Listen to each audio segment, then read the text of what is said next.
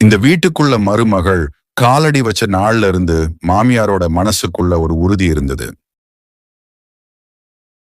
இந்த பொண்ணு என் மகனோட வாழ்க்கையே மாத்திடுவாளோ அண்ணு. அந்த பயம்தான் தினமும் குறையா வெளியில வந்தது. சமையல் சரியில்லைன்னு சொன்னா மருமகளுக்கு கஷ்டமா இருந்துச்சு.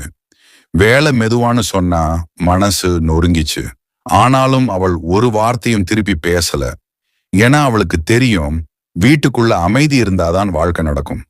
நாள் போக போக மாமியாரோட வார்த்தைகள் கூர்மையா மாறிச்சு, பார்வை கஷ்டமா மாறிச்சு. ஆனாலும் மருமகள் மனசுல ஒரு விஷயம் மட்டும் உறுதியா இருந்துச்சு. இந்த அம்மாவை நான் மாத்த முடியாவிட்டாலும் என் கடமை மாறக்கூடாது. ஒரு நாள் மாமியார் திடீர்னு உடம்பு சரியில்லாம படுக்கையில விழுந்தாங்க. மகன் வேலைக்கு போயிருந்தான். அந்த நேரம் வீட்டுக்குள்ள இருந்தே மனிதி இந்த மருமகள் தான். இரவு முழுக்க அவள் கண்ணு மூடல. மருந்து கொடுத்தா, தண்ணி கொடுத்தா, வலி தாங்க முடியாம அழுதப்போ கைப்பிடிச்சிட்டு உட்கார்ந்தா. அந்த நிமிஷத்துல மாமியாருக்கு மனசுக்குள்ள ஏதோ உடைஞ்சது. நான் இவளுக்கு என்ன கொடுத்தேன், இவள் எனக்கு என்ன கொடுக்கறான்னு நினைச்சாங்க. காலையில மகன் வந்தப்போ மாமியார் கண்ணுல நீர். அந்த நாள் முதல் வார்த்தை மாறிச்சு.